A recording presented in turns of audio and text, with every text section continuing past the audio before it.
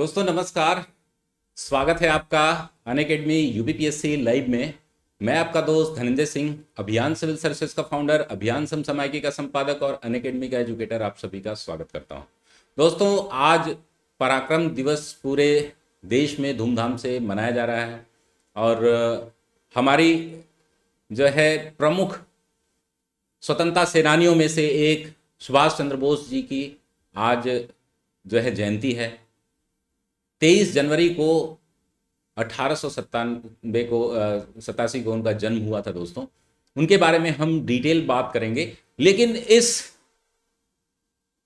पूरे वीडियो की शुरुआत में एक बड़े ही बेहतरीन कविता से शुरू करना चाहूँगा। दोस्तों गोपाल प्रसाद व्यास जी की ये कविता है और अगर आपको अच्छी लगेगी तो आप ज़रूर एक बार कमेंट करके हमें सूचित करिएगा। दोस्तों हम गोपाल प्रसाद व्यास की इस कविता को देखते हैं तो यह उसी वीर इतिहास पुरुष की अनुपम अमर कहानी है जो रक्त कणों से लिखी गई, जिसकी जय हिंद निशानी है। प्यारा सुभाष, नेता सुभाष, भारत भूखा उजियारा था, पैदा होते ही गणिकों ने जिसका भविष्य लिख डाला था। गणिकों मतलब दोस्तों यहां पर जो भविष्यवाणी करते हैं एस्ट्रोलॉजर, उनकी बात की जा रही है। यह वीर चक्रवर्ती होगा या त्यागी होगा सन्यासी, जिसके गौरव को याद रखेंगे युग युग तक भारतवासी। तो वही वीर नौकरशाही ने पकड़ जेल में डाला था, पर क्रुद्ध केहरी कभी नहीं फंदे में टिकने वाला था। केहरी का दोस्तों मतलब होता है शेर। शेर कभी फंदे में बहुत दिनों तक या बहुत देर तक नहीं फंस सकता। तो बांधे जाते इंसान कभी तूफान न बांधे जाते हैं, काया जरूर बांधी जाती, बांधे न इरादे जाते हैं। और अगली कविता, अगली लाइन कहती है दोस्तों, वह दृढ़ प्रतिज्ञ सेनानी था जो मौका पाकर निकल गया, वह पारा था अंग्रेजों की मुट्ठी में आकर फिसल गया। जिस तरह धूर्त दुर्योधन से बचकर यदुनंदन आए थे, जिस तरह शिवाजी ने मुगलों के पहरेदार छकाए थे, बस उसी तरह यह तोड़ पिंजरा तोता सा बड़े बेदाग गया। जनवरी माह सन 41 मच गया शोर, वह भाग गया। दोस्तों इतनी बेहतरीन शुरुआत और इस कविता के साथ मैं आप सभी को बताना चाहूंगा कि आपके सीने में भी एक ऐसी ज्वाला धधक उठेगी।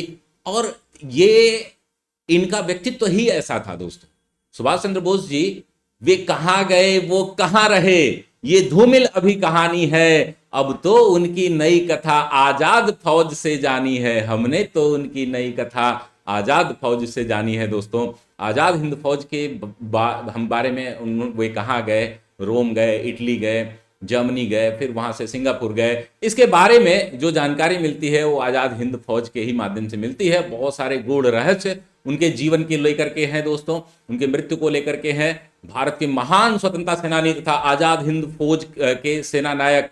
और दोस्तों हम बात करेंगे कि ये कार्यवाहक भी रहे हैं आजाद हिंद फौज के। सुभाष चंद्र बोस खासे पहचाने जाते हैं उनके स्वतंत्रता संग्राम में दिए हुए निडर और प्रेरणादायी योगदान की वजह से आज उनका जन्मदिन जो है 23 जनवरी को पराक्रम दिवस के रूप में मनाया जा रहा है देश भर में। आज आपने देखा होगा माननीय प्रधानमंत्री नरेंद्र मोदी जी ने उनके कर कमलों में पुष्प अर्पित करके और एक जो दिव्य ज्योति वहां पर प्रज्वलित की है। दोस्तों उस पर भी काफी विवाद है, उस पर हम लोग अलग वीडियो के माध्यम से बात करेंगे। इस खास उपलक्ष्य में नेताजी के कार्यों की स्वतंत्रता के लिए जो किए गए प्रयास हैं उन पर महिमा मंडन, मानवंदन अर्पित कर जो है उनकी स्मृति में बहुत सारे सांस्कृतिक कार्यक्रमों का आयोजन हो रहा है, जो कि पिछली साल से देखा जा रहा है। दोस्तों इससे पहले जो है सरकारें जो है उनके नाम से और उनके कद से डरती थीं या जैसे भी हो, लेकिन जब से जो है राष्ट्रवादी सरकार बनी है आप देख रहे हैं कि वहां पर बहुत सारे काम हो रहे हैं। नेताजी सुभाष चंद्र की बात हम करें तो हम उनके एक नारे से हम फिर से उनकी पूरी जीवनी हम देखेंगे कि सामाजिक उनका व्यक्तिगत जीवन कैसा रहा, उन्होंने किस प्रकार से विदेशों में जाकर के अपने लिए और देश के लिए इतना बड़ा संगठन खड़ा किया, उनका एक बहुत ही फेमस डायलॉग है दोस्तों, तुम मुझे खून दो मैं तुम्हें आजादी दूंगा, तुम मुझे खून दो मैं तुम्हें आजादी दूंगा। दोस्तों याद रखिए, सबसे बड़ा अपराध अन्याय को सहना और गलत व्यक्ति के साथ समझौता करना है। ये बहुत सारे ऐसे मोटिवेटिंग कथन हैं, क्योंकि वो स्वामी विवेकानंद से भी बहुत ज्यादा प्रभावित थे। तो उनके बचपन से ही उनके पिताजी के बहुत सारे आचरण, बहुत सारी उनकी माता पिता के जो दिए हुए जो क्या बोलते हैं विरासत में उनको चीजें मिली थी। तो हमारा फर्ज है कि हम आजादी, अपनी आजादी की कीमत अपने खून से चुकाएं। हमें अपने दिल, हमें अपने त्याग और बलिदान से जो आजादी मिले उसकी रक्षा करने की ताकत हमारे अंदर होनी चाहिए। बहुत सारे कोटेशन हैं जो आपको उद्वेलित करते हैं, जो आपको आक्रोशित करते हैं। उस समय युवाओं के लिए प्रेरणा स्रोत हुआ करते थे दोस्तों। मेरा अनुभव है कि हमेशा आशा की कोई ना कोई किरण आती है जो हमें जीवन से दूर भटकने नहीं देती। जो अपनी ताकत पर भरोसा करता है वो आगे बढ़ता है और उधार की ताकत वाले घायल हो जाते हैं। बहुत सारे ऐसे कोटेशन हैं दोस्तों, ऐसे हमारे पास वक्तव्य हैं स्वामी जी के, स्वामी विवेकानंद जी के बहुत प्रेरणा स्रोत के रूप में ये जाने जाते थे। नेताजी सुभाष चंद्र बोस एक ऐसे स्वतंत्रता सेनानी थे जिन्होंने भारतीय स्वतंत्रता संग्राम के तहत भारत की आजादी दिलवाने के लिए अपने प्राण तक न्यौछावर कर दिए। उनमें वो ऐसा तेज था दोस्तों जो लोगों को उनकी तरफ आकर्षित करता था। इसके साथ ही वे उस समय के युवाओं में नया जोश, नई शक्ति भरने का प्रयास करते थे और उसको करने में कामयाब भी हुए दोस्तों। सुभाष चंद्र बोस का नाम इतिहास के पन्नों में सुनहरे अक्षरों में आप लोग पढ़ेंगे दोस्तों। उन्होंने अपने बारे में ढेर सारी चीजें ऐसी उनके बारे में हम लोग जानते नहीं हैं, लेकिन 1944 में नेताजी सुभाष चंद्र बोस अपने भाषण से लोगों को इतना मंत्रमुग्ध कर दिया कि इसके साथ ही उनके भाषण ने उस समय बहुत बड़ी स्तर पे, इंटरनेशनल लेवल पे सुर्खियां बटोरी। आपको मैं बता दूं दोस्तों कि अपने इस प्रेरक भाषण में उन्होंने लोगों से कहा, तुम मुझे खून दो मैं तुम्हें आजादी दूंगा। नेताजी सुभाष चंद्र बोस का भाषण लोगों पर इतना प्रभावित कर गया कि बहुत भारी तादाद में लोगों ने ब्रिटिश शासकों के खिलाफ आजादी की लड़ाई में अपने आप को आहूत कर दिया, अपने आप को शामिल कर लिया। आजाद हिंद फौज के मुख्य कमांडर नेताजी ब्रिटिश राज से देश को मुक्त करने के लिए भारत की तरफ जो है उन्होंने अपने कदम बढ़ाए। जब वो, इसकी कहानी हम थोड़ा बाद में देखेंगे कि वो किस तरीके से अंग्रेजों के चंगुल से छूटे, जब हम उनके व्यक्तिगत जीवन देखेंगे। दोस्तों जब वो आजाद हिंद फौज के रास्ते के माध्यम से आ रहे थे तो रास्ते में अंडमान निकोबार द्वीपों को स्वतंत्र कराया उन्होंने। बाद में इन दो द्वीपों का नाम भी स्वराज और शहीद के नाम पर रखा गया। इसके साथ ही सेना के लिए इन्होंने रंगून को, जो यांगून उस समय रंगून हुआ करता था, बर्मा, उसको जो है नया अपना बेस शिविर बनाया। बर्मा मोर्चे पर उन्होंने अपनी पहली प्रतिबद्धता के साथ जो है सेना ने अंग्रेजों के खिलाफ प्रतिस्पर्धी लड़ाई लड़ी। आखिरकार हम देखते हैं कि इम्फाल, मणिपुर के मैदान पर भारतीय राष्ट्रीय ध्वज फहराने में वे कामयाब भी हुए। हालांकि बाद में जो कॉमनवेल्थ जो फोर्सेस थी, राष्ट्रमंडल जो बल थे, उनमें अचानक हमले से जापानी और जर्मनी सेना को पूरी तरीके से शॉक्ड कर दिया और रंगून बेस पे, शिविर पे वो पीछे हटने का, उनको राजनीतिक हिंद फौज का जो सपना जो है वो चूर हो चुका था। और उसके बाद की कहानी जो है हम अलग माध्यम से देखेंगे। दोस्तों अगर हम बात करें स्वतंत्रता संग्राम सेनानी सुभाष चंद्र बोस की, तो उनका जो है नेताजी का जो राष्ट्रीय सेना का निर्माण आजाद हिंद फौज के नाम से किया।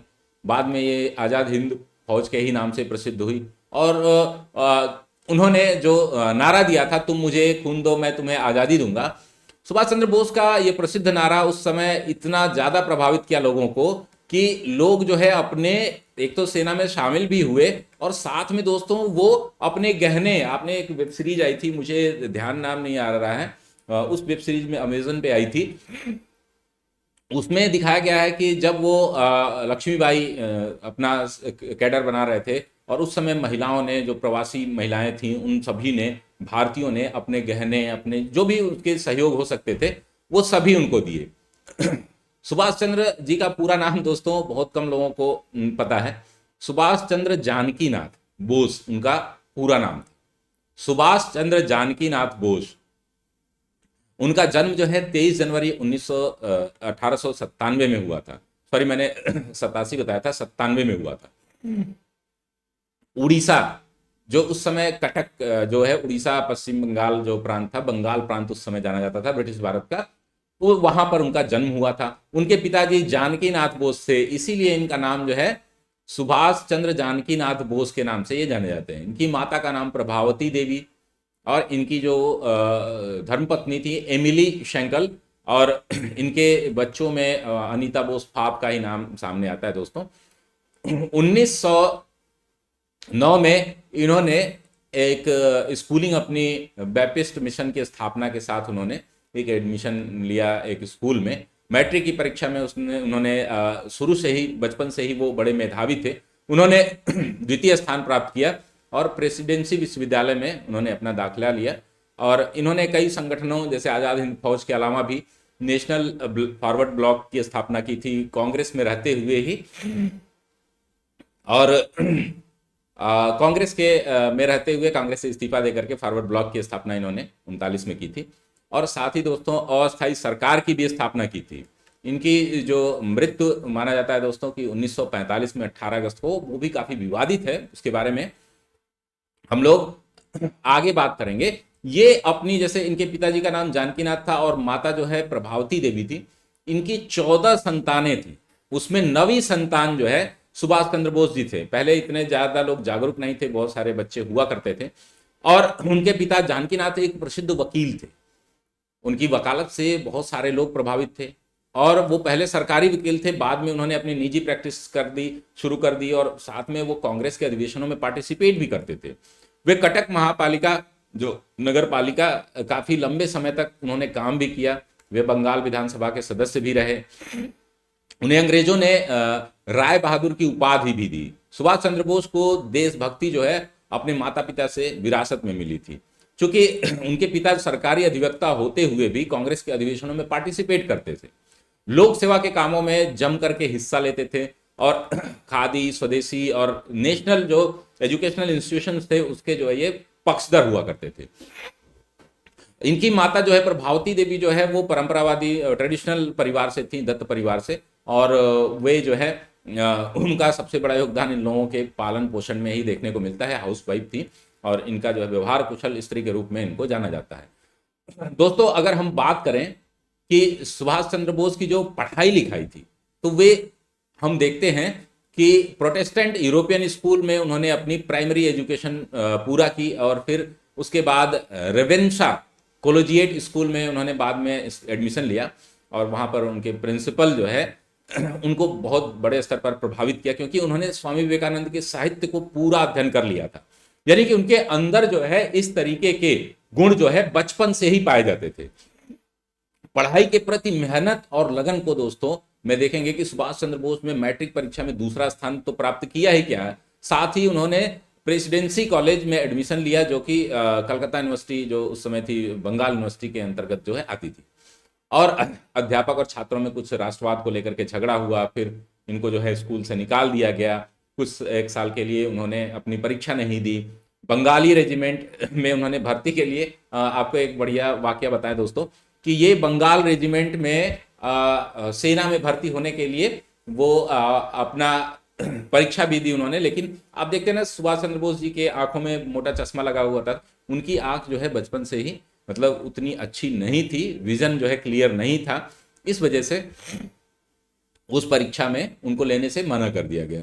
बाद में आप सभी को पता है कि कलकत्ता विश्वविद्यालय के स्कॉटिश कॉलेज से इन्होंने फिलोसफी में, दर्शन शास्त्र में इन्होंने ग्रेजुएशन किया, और फिर भारतीय सिविल सेवा अभी आ रहा है जो सिविल सर्विसेज है उसको जो है इंडियन सिविल सर्विसेज जो पहले नाम से जानी जाती थी, यूपीएससी जो है वो भारत की नहीं विश्व की सबसे कठिन परीक्षाओं में से एक हुआ करती थी। तो इन्होंने कैम्ब्रिज के फिट्जविलियम कॉलेज में एडमिशन लिया यहाँ की तैयारी करने के लिए, क्योंकि लैटिन उस समय पर एक कंपल्सरी भाषा के रूप में सीखनी पड़ती थी। तो वहां पर उन्होंने चौथी रैंक हासिल की थी दोस्तों सिविल सर्विसेज में। इंडियन सिविल सर्विसेज में उन्होंने चौथी रैंक हासिल की थी। हालांकि वहां बहुत दिनों तक वे नौकरी नहीं कर पाए। फिर उन्होंने अपने नौकरी से त्यागपत्र दे करके फिर से राष्ट्रीय आंदोलन में अपना पूरा योगदान दिया। नौकरी छोड़ने के बाद जो है वो भारत आए। वहीं से उनके बचपन की जो भावनाएं थी देश प्रेम को लेकर के, स्वतंत्रता संग्राम को लेकर के, भारतीय राष्ट्रीय कांग्रेस में उन्होंने अपने आप को शामिल कर लिया और आजादी दिलाने तक उन्होंने महत्वपूर्ण योगदान दिया है। आपको सभी लोगों को उनके योगदान के बारे में पता ही है। अब यहां पर हम देखेंगे कि उन्होंने अपनी जो शुरुआत की थी अपने राजनीतिक, या हम कह सकते हैं कि आजादी के दौरान जो करियर की शुरुआत उन्होंने की थी, स्वराज नामक एक पत्र से उन्होंने की थी। उन्होंने बंगाल प्रांतीय कांग्रेस कमेटी का प्रचार प्रसार का भी काम उनको मिल गया। सी आर दास, जो चित्तरंजन दास जी के मार्गदर्शन में उन्होंने बहुत सारी चीजें सीखी, विशेषकर जो राष्ट्रवाद के प्रति नजरिया, राष्ट्रवाद के लिए या भारतीय समाज के प्रति नजरिया के बारे में, अंग्रेजों के प्रति। 1923 में बंगाल राज्य के लिए वो कांग्रेस के सचिव के रूप में भी चुने गए और एक यूथ ब्रिगेड के रूप में जाने जाते थे दोस्तों। इसके अलावा हम देखते हैं कि वो फॉरवर्ड नामक एक अखबार का संपादन किया था। हालांकि उसकी स्थापना जो है सी आर दास जी ने की थी। अब इसके साथ ही वे कलकत्ता नगर निगम के सीईओ पद के लिए भी चुने गए। लेकिन उनके अंदर जो है देश भावना इतनी कूट कूट करके भरी थी कि आजादी के लिए भारतीय संघर्ष में उनको राष्ट्रवादी नजरिया और अन्य योगदान जो है अंग्रेजों को अच्छा नहीं लगा। फिर 1925 में उन्हें मांडले जेल भेज दिया गया दोस्तों। उन्होंने बड़े स्तर पर जो है काफी दिनों तक वहां पर जेल में भी उन्होंने काटा। हम देखेंगे कि जब मांडले जेल से वे नेताजी 1927 में वापस आते हैं, फिर पूर्ण रूप से कांग्रेस के कार्यकर्ता के रूप में राजनीतिक करियर अपना शुरुआत करते हैं।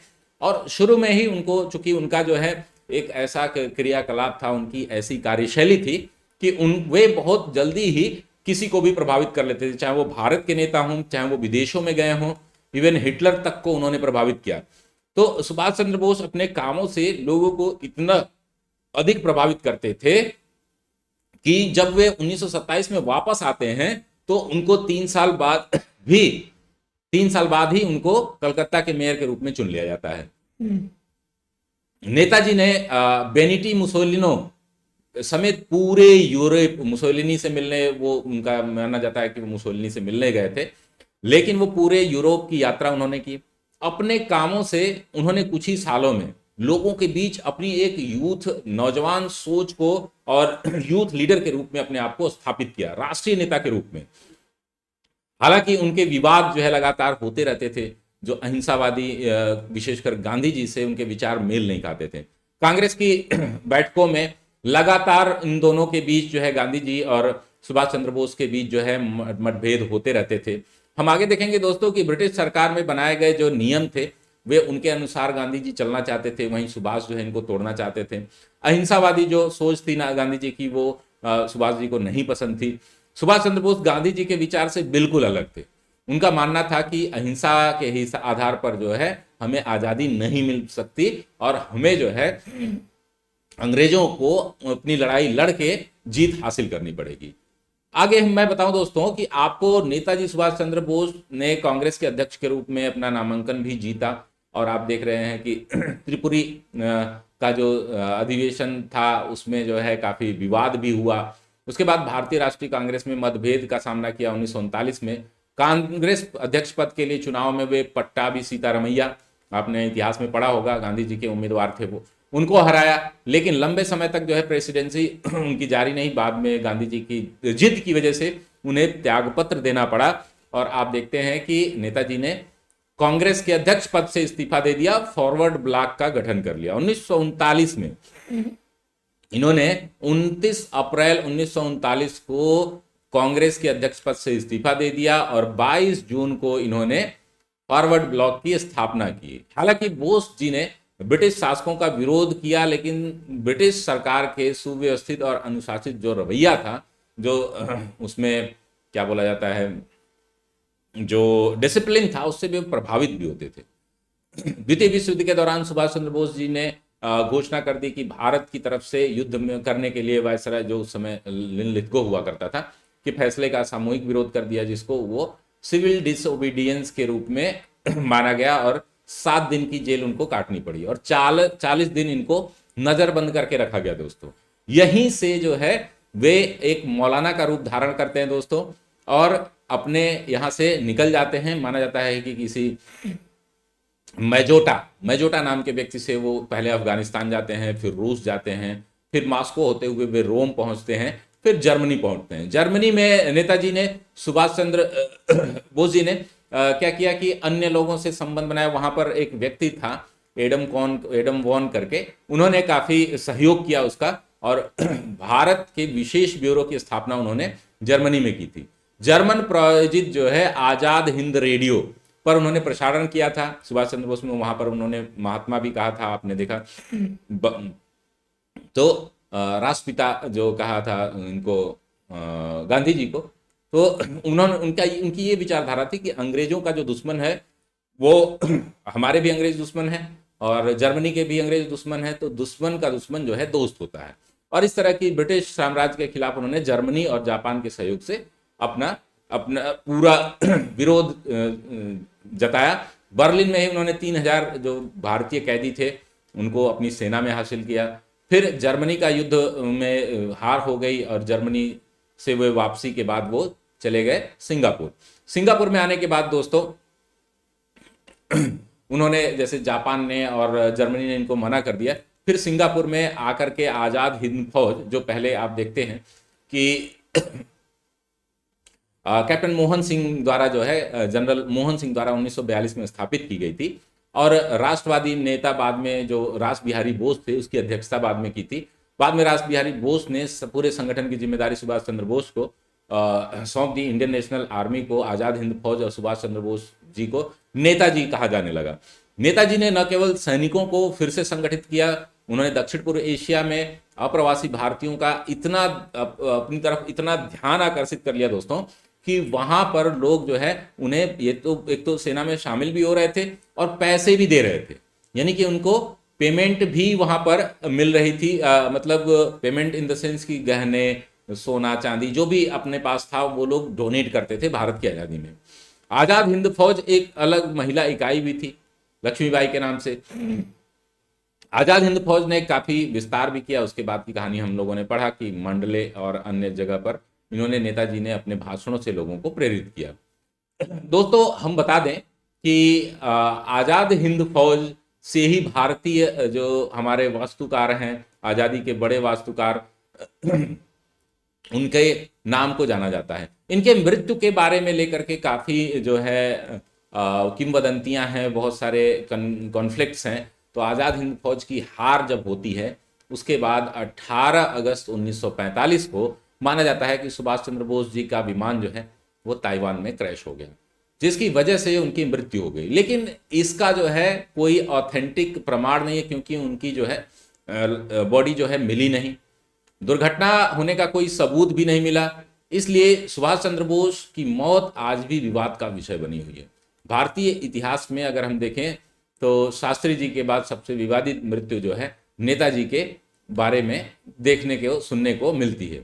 अगर उनके व्यक्तिगत जीवन की बात करें दोस्तों, तो 1937 में ऑस्ट्रेलिया के पशु चिकित्सक की बेटी जो है एमिली शेंकल के साथ उन्होंने विवाह किया था। दोनों ने शादी जो है हिंदी रीति रिवाजों से की थी और बाद में जो है उनसे एक बेटी हुई थी अनीता बोसफॉप, और माना जाता है कि यही इनके व्यक्तिगत, उनके पोते पोतियों के बारे में कुछ जानकारी मिलती है। अगर उनके राजनीतिक जीवन के बारे में हम लोग पढ़ चुके हैं, तो ये रही पूरी जानकारी दोस्तों। और अगर आपको हमारा कार्यक्रम अच्छा लगता है तो लाइक शेयर कमेंट जरूर करें और कमेंट में बताएं कि आपको ये पूरा प्रोग्राम कैसा लगा। दोस्तों इस पे मतलब कि गणतंत्र दिवस हमारा आ रहा है 26 जनवरी को, तो उस पर भी हम कुछ विशेष लेख जो है आपसे शेयर करेंगे। आप सभी से निवेदन है कि इस सेशन को लाइक करें, शेयर करें, कमेंट करें और अपने दोस्तों के बीच शेयर करें दोस्तों। तब तक के लिए धन्यवाद। जय हिंद, जय भारत।